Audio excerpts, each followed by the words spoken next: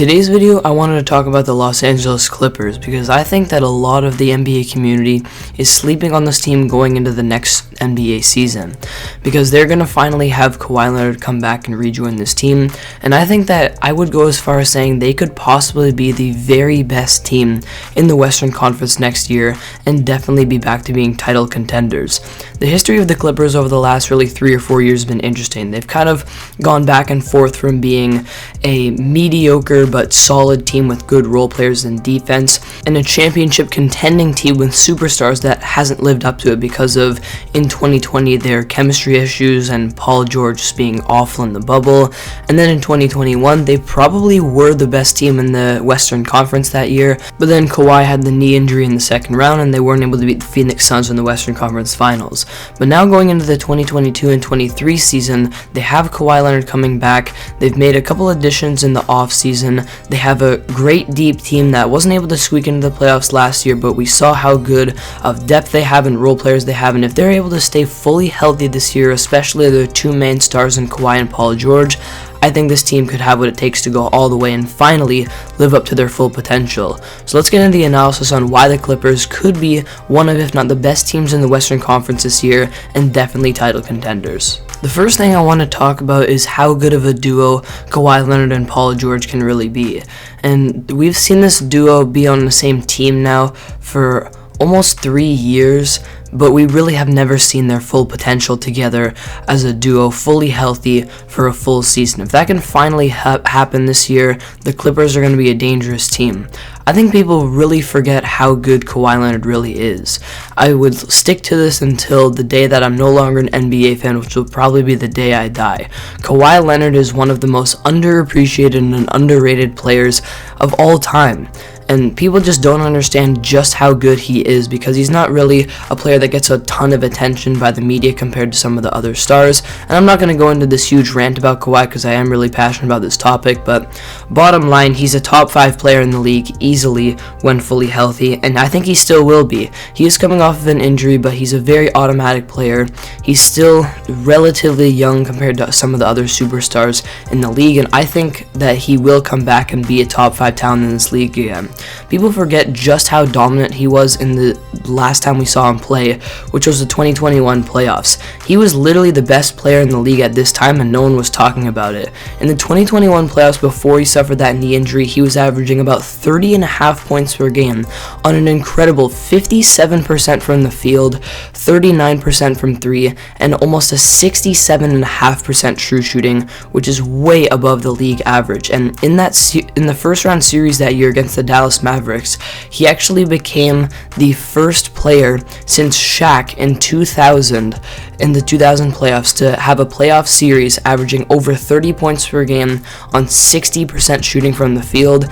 And at that point, Shaq's average distance of a field goal was about 4 feet, and Kawhi's was about 13 feet. He's just an incredible mid-range killer, automatic scorer in isolation, and not to mention that he was also at that time one of the best defenders in the league in the playoffs. He can really turn up on defense, as we know. He's not the same defender, and he probably won't come back the same as he was in his days with the Spurs, and even in his days with the Raptors and the Clippers before his injury, but he'll still be one of the better defenders in the league, and overall probably one of the top 5 players. And when we talk about Paul George, he's been really good with the Clippers too. He's been inconsistent at times throughout his career with the Clippers and his stint that he's had, but he still is a very smooth scorer, has a great bag, and we see how he can play kind of as that main option and also as a second option alongside Kawhi.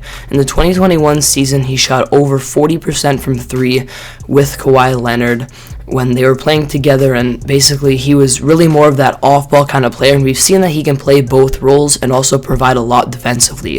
When he needs to, he can create his own shot, get buckets in the clutch, and he's also a great off-ball player and a great shooter overall as well, and becoming a good playmaker as well. As last year, he averaged almost 6 assists per game. He's done a great job of creating space for himself and others, having a basketball IQ that keeps getting better and better as his career goes on, and I expect to see a little bit more of this as as well, with Kawhi on the floor as well next year. So overall, this duo could be the best duo in the NBA next year, and I know it's tough to expect a lot from Kawhi coming back, but from what I've seen from him throughout his career, this injury won't faze him nearly as much as people think it is, and Paul George as well as sidekick is probably, when he's at his best, a top 15 to top 20 player in the league as well. Now, something I've always liked about the Clippers ever since pretty much the Lob City era ended is how even when they don't have superstars on the team, or they don't have superstars healthy, like for example in last season, is there still a decent and solid team that can make the playoffs as a 7 or 8 seed and still put up a fight with some of the league's best. And this is definitely unlike some other teams, especially the other team from Los Angeles as we saw in this last season, but that really stood out to me because the role players on this team, especially right now, they just have, overall as a team, the Clippers have really good depth. They have guys that can play multiple roles, and even if they don't have a superstar on the team, or a lot of superstars, or guys that aren't top 50 players maybe even in the NBA, they still have guys that can provide what they need to, and they just function as an overall team even if they don't have a guy like Kawhi Leonard or Paul George on the floor.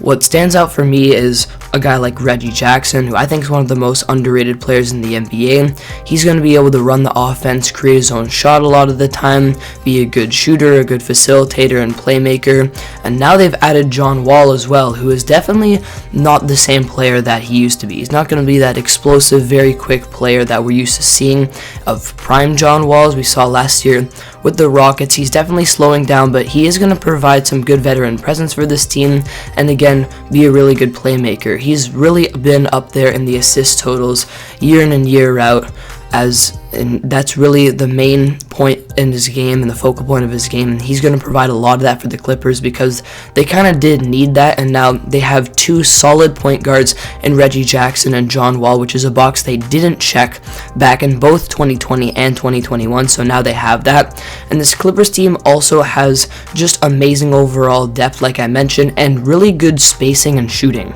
As a team last year, they were second in the entire NBA in three-point percentage, shooting around 37.5% from three in the regular season, and I expect them to be up there again this year. Second in the league in three-point shooting is really incredible, and I'm surprised this team didn't do better last year as an overall team and make the playoffs just because of that alone, because it's very important in today's NBA, and it's going to come into play next season as well. And now they have Kawhi Leonard back, who's also a good playmaker and can find those perimeter players, and they're just going to be raining threes next year, and their role players are really going to contribute a lot to this team. And like I said, that's the difference between the Clippers and the Lakers, is how the Lakers right now only have that star power. They weren't able to go out and get the depth and the role players and shooters that they needed to complement an incredible player like LeBron James and a good facilitator like Russell Westbrook. They just didn't have that shooting, but the Clippers do, and they invested in building the back end of their rotation as well as getting a guy like Kawhi and a guy like Paul George. So we look at this Clippers roster, there's so many great shooters. There's a guy like Terrence Mann, Luke Kennard, Norman Powell, who can hopefully have a fully healthy season this year, Nicholas Batum, and many other more that I'm probably forgetting right now because they're just a very deep team, and these guys play their roles very well, and that's really going to help their offense as well. The last thing I want to talk about with this Clippers team is their defense, and also how their chemistry has gotten a lot better, because they were a very good defensive team in the 2019 and 2020 season when Kawhi and Paul George formed as a duo.